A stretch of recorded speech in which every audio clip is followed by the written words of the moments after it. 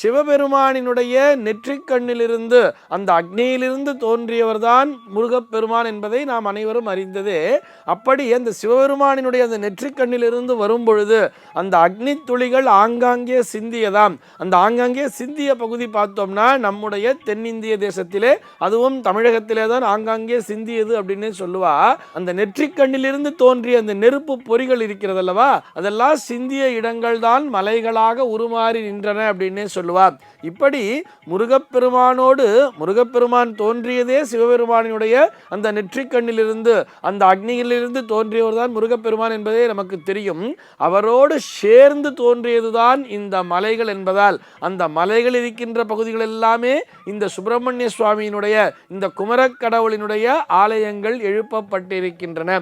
இதில் விதிவிலக்கா பார்த்தோம்னா நம்ம திருச்செந்தூர் மாதிரி ஒரு சில பகுதிகளை மட்டும்தான் பார்க்க முடியும். திருச்செந்தூர் அது சூரசம்ஹாரம் நிகழ்ந்த இடம் என்பதால் அந்த இடத்திலே, அது கடற்கரை ஓரமாக இருந்தாலும் அந்த இடத்திலே சுப்பிரமணிய சுவாமியினுடைய ஆலயமானது வெகு சிறப்பான முறையிலே அமைக்கப்பட்டிருக்கிறது.